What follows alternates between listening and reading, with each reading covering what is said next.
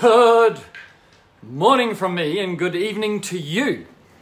Well, today I've got some metaphor, right? It's a metaphor about community. And I think it's fascinating. I think you'll love it. It's nothing to do with window cleaning or anything, but I'm really excited. I think everybody's excited. Sorry about that. Phone call coming in. You have a look at the Perry-Tate wall and you'll see it's on fire about the new products. Jacob Dell's here.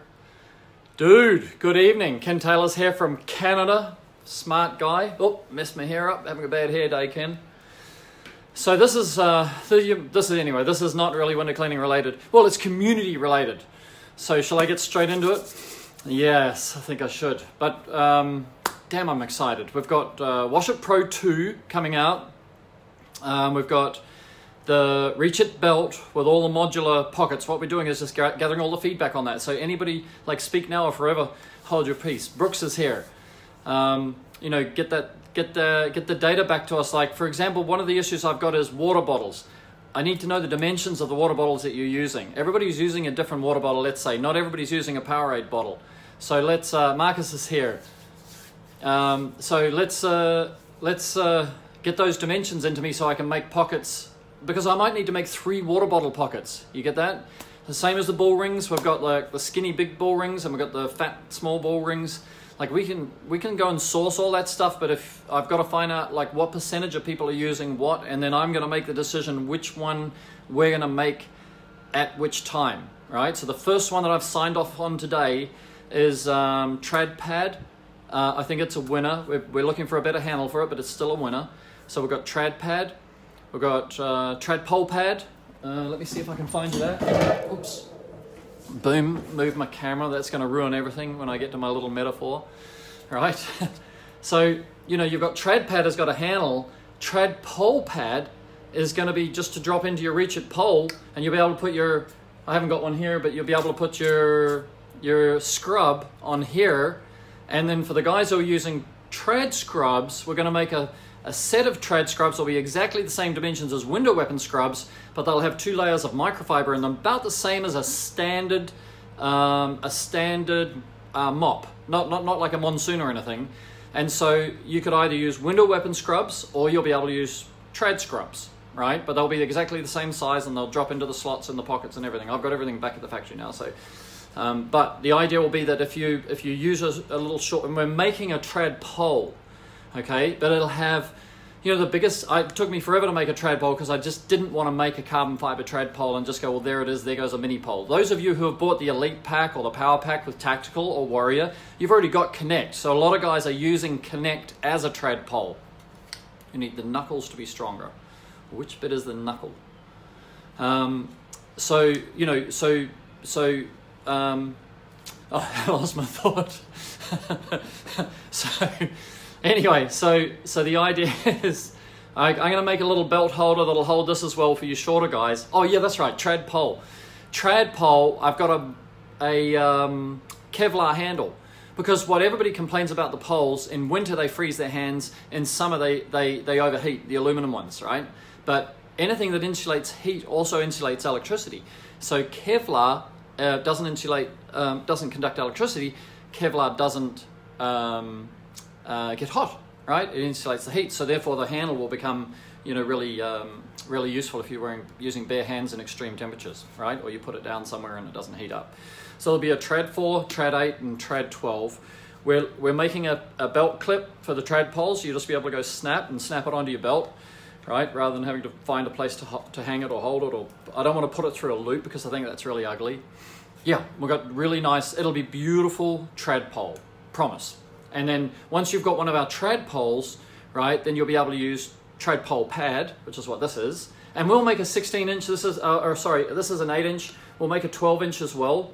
So guys who want to cover more glass, with a bigger pouch. But remember that the bigger the pad, the less the pounds per square inch. So if you're going to use your body and you're going to press against the glass, right, then the smaller the block, the more pounds per square inch. Doug Slobnick's here. Good on you. Nice to see you, buddy. Okay, the other thing is that those of you who are Tucker guys, or am I allowed to still say that? I'm not sure anymore. But anyway, those of you who are Tucker customers, you may have the reach around with the DA components thing. Well, this same trad pole pad is also compatible with DA components, right? So you'll be able to use your window weapon scrubs, your trad scrubs, and you'll be able to use it on your trad pole, and you'll be able to use it on your water fed pole. How's that? It's just so perfect. Everything is perfect. Okay? All right. How much will they run? Well, they'll run for as much as I can get. Actually, I'm joking. Yeah, and I can't read the rest of what you said, Marcus, because my phone holder's over the top of a critical word. Damn. Okay, so, and then, you know, any of you get them and you say, damn, this would be better if you did this. Like right now we've got our screws here and we think, oh, we should put them closer to the corners. And, you know, there's just little things that we try and think of everything. We get slammed if we don't think of one thing which affects like 5% of our population or 2% of our population. But anyway, like, thanks, buddy. Michael Cornelius. Yeah, Peter Thomas is here. I know the brushes are amazing, but there are some guys out there who are just brutal with the tools.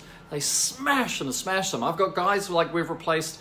There's one guy who's, you know, got some complaint against us right now. Like we've sent out, I will swear, 8 times we've sent out replacement parts for free for the same guy. Like now we've kind of banned him from the store and said you can't buy from us anymore because there's just a limit. Like it's completely out of line compared to we've got probably 10,000 constructor brushes in the marketplace and one dude who smashes it continually and says it's weak and it's plastic, and he doesn't kind of get it that he just, like, this is what I love about constructor brush is that we mastered how to not use so much force, right?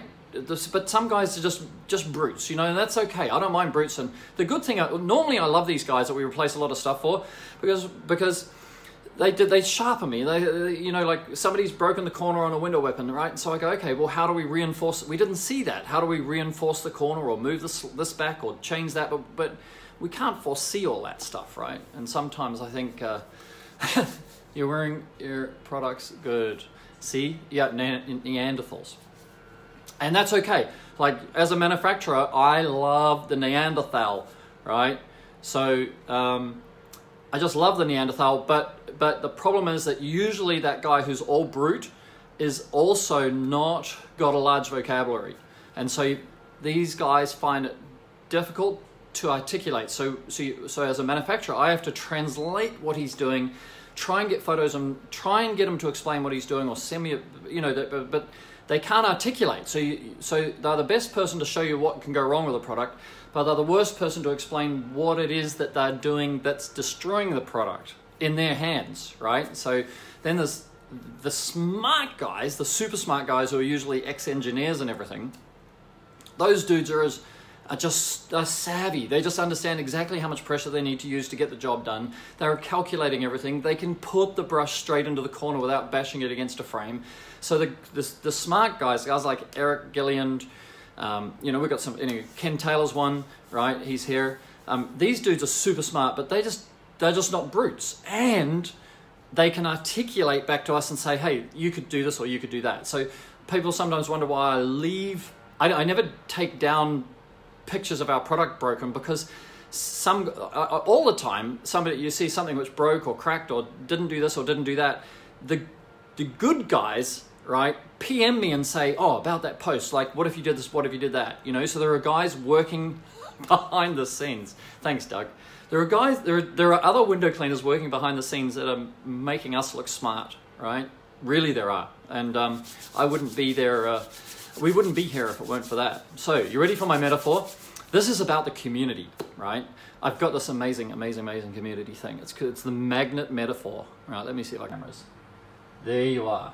Okay, now, I'm going to try and explain this really good because this is just, I mean, this is just a little bit of advertising, but this is actually a magnetic squeegee rubber holder, you know, the sharpest edge, you know, for your black diamond squeegee rubber. And we have these, I think. I don't know if we sold out, but I did order them, and it's basically got a magnet in the bottom of it, right? But I put some felt there so you don't hear it go clunk clunk or anything like that, and protects it and all that. Now, so actually, that magnet is sitting in that cavity there. This magnet here, right? Let me check that's not middle of screen. There is middle of screen. This is a magnet, and if we talk about the term unity, we're thinking about a community. This is a community. The circle is the perfect shape, you know, for a community, and everything about it is one, right?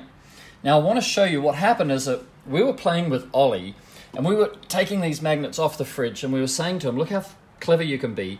You can throw them at the fridge and they stick like that. So he was throwing the magnets at the fridge, and then one of them broke. I'm scratching my fridge. That's kind of cool. So one of them broke, right? And we thought, that's no problem. We'll just put it back together, right? So we're putting it back together, and we go. Now you'll see the orientation. You see, the original magnet's got this countersink, and there go all the countersinks. No matter which way we order these, right, it doesn't go together, right? And I thought, that's what happens in a community, right? Once the community breaks, it becomes oppositional. And you go, well, so how do people pull this opposed, negative, critical, cyberbullying, harassing, destructive, negative? How do you, with all that going on, how do you pull that? How does the community stay together, right? And this is what we did. We turned one of these over, and it detracts again. You go, what? Oh, I go, what? Go, like, WTF, what? Like, how does that work? So if we turn them all over, it doesn't work, right? They repel each other again. So what happens is that you end up with two halves of the community, right? If you have a broken community or antagonism or oppositionalism, and the way they rebuild a community to make it look like it's a community is introduce this negativity. And then everybody flocks to the negativity and grabs onto it, right? But if that person turns positive with a broken community, right, they start repelling each other again. And you saw that, right? You saw a group formed out of negativity, right? Then all of a sudden they're together. You go, how does that happen? But sometime in the near future, I'll predict to you that they'll turn again, and then they'll be opposed again, right?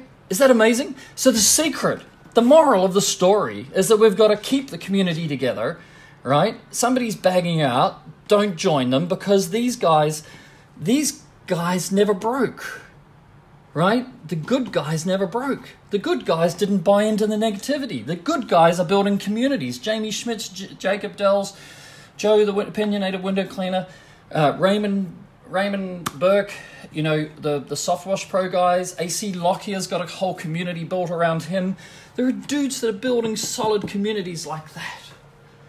Is that amazing? I'm just so pumped on this. I am pumped on that metaphor. It explained everything. Like, as people wonder how I can be happy and smiling and all that with all that went on with me, I go, dude, I saw through it. I saw what it was. And I thought, it's got nothing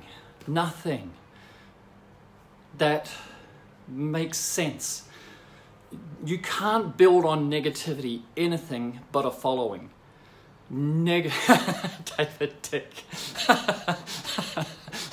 A pot of coffee in the morning, and you're good.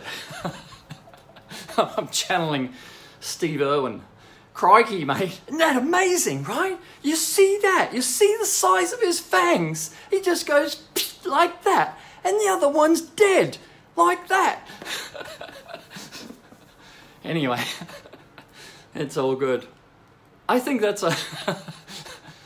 I mean, when I was younger, everybody used to think I was on cocaine and all sorts of things. Say, what drugs are you on? And I said, endorphins. But dude, I'm my own manufacturer. I make a decision to be happy, and then I manufacture happy drugs inside myself. I've never been a drug taker, you know, ever. I do drink alcohol, and I enjoy that. But I did do 10 years with no alcohol. Yeah, crikey, mate. So there you go. Like, that's my metaphor, and my encouragement is, you know, cut negativity out of your life. Negative, if you're watching negative TV shows, get rid of those. You know, Vikings, Game of Thrones, they're fantastic, right? Because even though there's things going on, there's the people holding communities together. And obviously there's wars and there's opposing views. That's all real. I'm not trying to say don't have opposing views. You know, I'm happily, you know, talk to somebody about what I like about Trump and quite happily listen to them what they like about liberalism. That's fine. You want the opposition and you want competition, right? Competition makes you think harder. Competition makes you sharper. Monopolies become like they just abuse the market with a monopoly. So you don't want a monopoly. You want competition for yourself, right? And you want competition for all the people supplying you, right? That's good business. That's good for you. Good for me. And then you just cut the negative people out because they destroy community. And that's what I've said to Harrison. I said, you know, the saddest thing about what's going on it's a trend, right? It's because when I first started, and we're on Facebook all the time, as you know, and when I first started, like I spent all this time on Facebook, and it was so amazing. We never had negativity if you go back like 6 years ago, and then you see this negativity starting to come in, and then you wonder, and then you see great guys like Jacob. There are a lot of really great guys who just said, I'm out. I can't find enough good stuff in the middle of all the BS. And that means that great guys who could help other people are getting out of the community, right? Because it's not worth, there's no return on investment. You've got to thumb through, half an hour of BS and negativity and criticism, which could just as easily be turned, the negative event can be turned into a positive. There's always a positive, right? There's always there's always the shiny side, right? But you've got to look for it. Yeah? You've got to look for it. So that's my encouragement for you this morning. I've shared with you my magnet metaphor for community. Share it around. If you like it, it could help a lot of people sort of go bing, right? And you don't need to get out. What you need to do is get the negative people out. Like, I know Lee Burbage is the same as me. Like, if we see somebody who's nasty somewhere else, we just look through our group and see if they're in our group, and we just take them out. Like, they're not even going to get a chance to say a negative thing. Now, that's different if they're negative about me or my products. I don't mind that, as I've already explained. But if they're just nasty out, right? So you guys, you're the community. We're not the community. We might be admins on a group or whatever. Go back to Wolverine. Don't worry, I get that every day, right? But the missus doesn't like it. I'm joking. It's just it's summer's coming, man, and I look younger, right? Not that it matters anymore. Kia ora, Luke. Kia ora. Yeah, we've got those Flow Reds on their way, I think today, maybe. I think we've got 4 going across to Perth. So that's pretty exciting. Oh, Reagan Pixel. Yeah, that's great. All right, so that's me over and out. Share this if you like it, because it could, somebody could get an inspiration. Somebody could become, what do they say? Evil prevails if the good guys stay silent, or something like that. Yeah? What's the thing? Oh, hey, these are, oh, now I'm playing my music. Turn that off. These are my new headphones, Joe. Look at these. They're called bone conductors, so they don't go in your ears. They've got a little speaker or something, so they do play some sound. So they're not all bone conductor, but they basically augmented little speakers that put some sound into your ear, and then augment them with bone conduction. Here, they're called. I happen to have. Somebody just bought them maybe 2 weeks ago, but I'll never take them off. I'll never go back to headphones. They're called AirTrex. Oh, sorry, that'll probably be in reverse. Trex Air. You want to get the Air. Don't get the titaniums and don't get the originals. And I bought them at Brookstone. Okay. Trex Air, about a couple $100. Amazing. Battery lasts all day. Your ears are still working. Because I always think about the safety, like when you hear people will run over you in a flash, right? But I always think about, having your ears available for safety, but still being able to listen. And your brain has to adjust a little bit, which is normal. Same as wearing prisms. Your ears are used to being fed, not 2 signals. This way your ears are getting this one signal, and then your headphones are sending another signal through your temples, right? But they are superb. I can really. So yeah, Harrison always says, take them off when you're on movie, right? So I put them around my neck like that. So if you're not listening to anybody, somebody gives me a call, yeah, what is it? And you can answer it from here and turn your music on and off from here, like with a single button, answer a phone call from here with a single button. Yeah, that's sweet. I mean, that's the thing, like, and if you, like, innovation is so amazing, it's endless, right? If you haven't seen, there's a video out now, go and look it up, the third thumb. I don't know why they call it the third thumb, because it's the second thumb, but it's basically a prosthetic thumb where a girl said, I want to take prosthetics to another level. She put a thumb out here. She can control it amazingly. All these things she can do with this, with 6 fingers. Do you know how she controls it? Because you think, okay, what muscles is she using to do it? Jamie Schmidt's here. Dude, I just mentioned you. All right? You're one of my heroes. All right? One of the good guys. Positivity, yeah? About $200, guys, about $200. So, oh, I forgot what to say. That always happens, right? Anyway, it's all good. Anyway, so hopefully you've had a good day. What was I saying, David? Randy's here. Randy, great to see you. Yeah, so this is all about positivity, community. Like, there's a metaphor in here. New products development. I've got loads more coming. I've got a new brush coming. I've got new stuff coming that's going to blow everybody out of the water, and then everybody will understand why some people wanted to stop us this winter. They wanted to use winter to bring us down, right? But there's a little saying, right, which says, be careful if you put your foot on the neck of a tiger, because at some point you're going to have to lift your foot. Yeah. Okay, good, awesome. Have a good night, and share to those who are positive in community. If they can, they don't have to share the video so much as share the metaphor. Go and buy yourself a couple of these high-powered magnets. Teach your kids.